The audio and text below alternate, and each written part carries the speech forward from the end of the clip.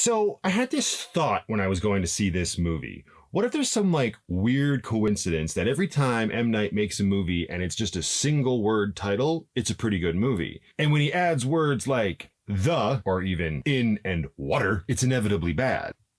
Think about it. Unbreakable, Signs, Split, all good movies. Then there's The Village, The Happening. Don't even get me started on After and Earth, or even The Last Airbender. Of course, I guess there would be exceptions to this rule. The Visit was a pretty good movie and a nice return to form for the filmmaker. Conversely, there's also Glass. While it wasn't a bad movie, was nowhere near as good as Unbreakable or Split. And of course, there's The Sixth Sense. But you know what the thing is with that movie? It's kind of like GoldenEye on the Nintendo 64 for me. I got very fond memories of it, but if I booted it up today, I don't think it would be anywhere near as good as I remember. And now we have this movie.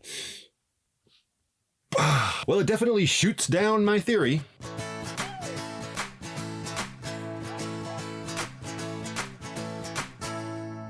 Old is the newest M. Night movie that sees a family of four going away on a nice tropical vacation where they happen upon this secluded beach where, as it turns out, every half hour of time that passes is equal to 1 year of their lives. I've said it before, and I'm going to keep saying it every single time it happens. That's a great idea. It's intriguing, a little nerve-wracking, and it comes with a slew of questions. Great possibility. In execution, well, it's not horrible, and it does have some pretty great moments. Great might be pushing it a little bit. Let's unpack this. Right off the bat, at the beginning of the movie, the family is arriving to the resort on the tour bus, and it becomes a little nerve-wracking as soon as they start talking to each other because they say stuff like, "You have such a pretty singing voice. I just can't wait to hear it when you're older."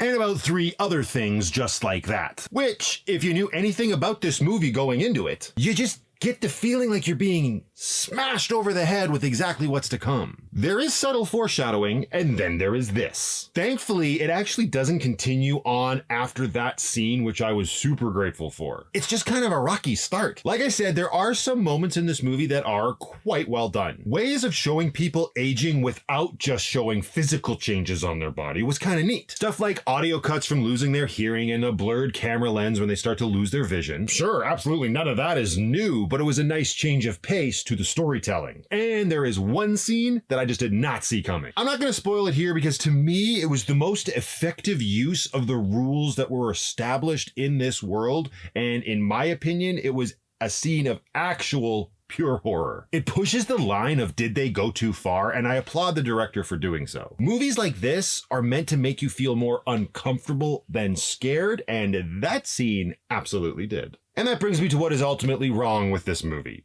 At least in my opinion. Like I said, it has good moments, but unfortunately the rest of the movie, everything that surrounds those fleeting moments is just sort of blah. Where to begin? The actors.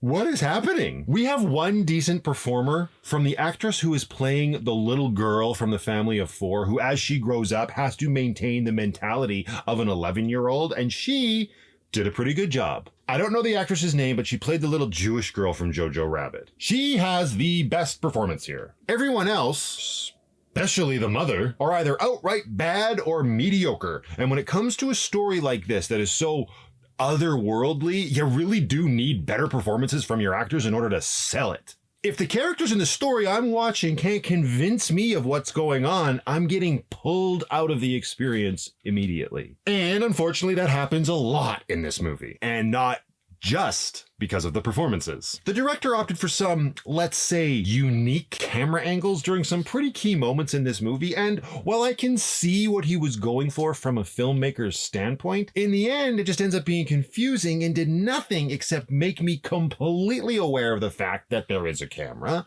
which again just takes me out of the experience. There's also a huge question that the movie brings up. They establish that whatever is going on this beach only affects living cells, which is why stuff like fingernails and your hair doesn't grow at the same rate that their bodies are aging. But then they have multiple scenes with dead corpses that are decomposing at the same rate as the living bodies. But would those not be dead cells? You probably aren't supposed to think about it that much. But since the movie goes out of its way to give us an explanation for it, it's like shining a flashlight on something that you didn't actually want anybody to see. And is there a twist? No, not really. I would say that maybe what was supposed to be a twist is really just a reveal that the story needed, or at the very least was always going to have. In case you couldn't tell, this movie ultimately disappointed me. I don't think this movie has any rewatchability, but it is fine for a single viewing. With that being said, I give Old a 5 out of 10 and a recommendation of waiting to stream it. Which is really sad because at the beginning of this movie, M. Night actually has a little bit of an interview clip where he's welcoming everybody back to the theaters and thanking them for coming out.